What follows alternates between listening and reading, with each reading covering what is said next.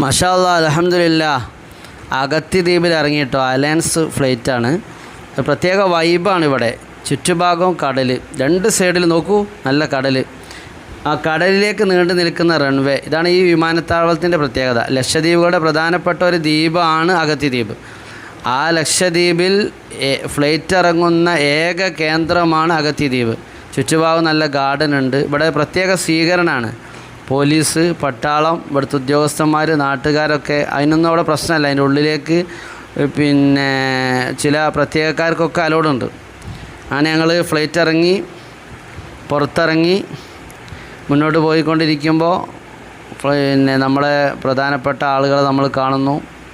പുറത്തിറങ്ങിക്കഴിഞ്ഞാൽ അവിടെ കാര്യമായിട്ടുള്ള എമിഗ്രേഷനോ പരിശോധന കാര്യങ്ങളൊന്നുമില്ല. അവിടെ 2 പോലീസ് ഉദ്യോഗസ്ഥന്മാരുണ്ടാവും, അവർക്കുള്ള ഹെൽപ്പർമാരുണ്ടാവും. അവർ നമ്മളെ പ്രത്യേകമായിട്ട് ആദ്യം ബോർഡിംഗ് ചെക്കിംഗ് ആണ്, പിന്നെ പെർമിറ്റ് രേഖപ്പെടുത്തും, എന്ന് വന്നു എന്ന് തിരിച്ചു പോകുന്നു. പിന്നെ പ്രത്യേക പ്രൊസീജിയറൊന്നുമില്ല. പുറത്തിറങ്ങി നമ്മൾ ലഗേജ് എടുക്കുന്നു. ലഗേജ് ഒരു പ്രത്യേക സ്ഥലത്ത് നമ്മൾ വെയിറ്റിംഗ് ഹാളിൽ ഇരിക്കുമ്പോൾ അവർ നമ്മളെ കയ്യിൽ ഇങ്ങോട്ട് തരലാണ്. അതായത് സാധാരണ എയർപോർട്ടുകളിലൊക്കെ കാണുന്ന ബെൽറ്റിൽ കറങ്ങലാണല്ലോ, അതിവിടെ ഈ ദ്വീപിൽ കാണുന്നില്ല. കാരണം ചെറിയ ദ്വീപാണ്, 70ഓളം സീറ്റുള്ള ചെറിയൊരു വിമാനമാണ് ഇവിടെ ഇറങ്ങുന്നത്. പുറത്തിറങ്ങിയപ്പോൾ നമ്മുടെ അവിടുത്തെ നാട്ടുകാർ വന്നു. വളരെയധികം നല്ല സ്വീകരണമാണ് ഇവിടെ ഉള്ളത്. അതിൻ്റെ പരിസരത്ത് നല്ല ഗാർഡൻ ഉണ്ട്. വിമാനത്താവളം നമ്മളെ ക്ലിയറായിട്ട് കാണാം. ചുറ്റുഭാഗത്ത് നല്ല ഗാർഡൻ ഉണ്ട്. നമ്മളിങ്ങനെ നടന്നു പോകുമ്പോൾ അതിനുണ്ടോ നല്ല കാഴ്ചയാണ്. ചുറ്റുഭാഗം നല്ല കാഴ്ചയാണ്, നല്ല പച്ചപ്പാണ്. കടലാണെങ്കിൽ നമുക്ക് നോക്കിയാൽ ലഗൂൺ കടലാണ്, പച്ച പിടിച്ച് കിടക്കുന്ന കടലാണ്. അതിൽ നമ്മൾ കൃത്യമായി നോക്കിയാൽ അതിൻ്റെ റൺവേ, കടലിലേക്ക് നീണ്ടു നിൽക്കുന്ന റൺവേ ഉള്ള എയർപോർട്ടാണിത്.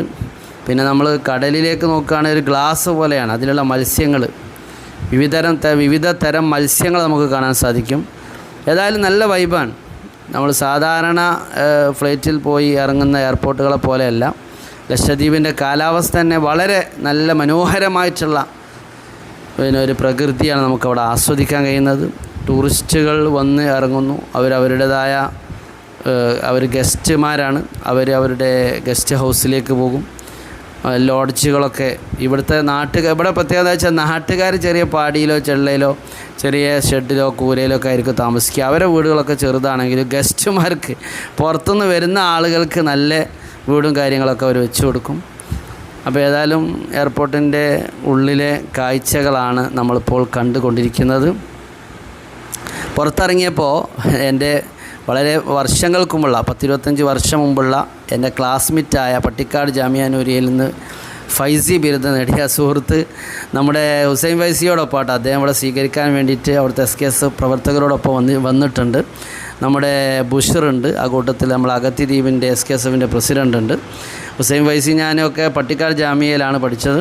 അദ്ദേഹം ഈ ദ്വീപിലെ പ്രധാനപ്പെട്ട നമ്മുടെ സംഘടനാ പ്രവർത്തകനാണ്.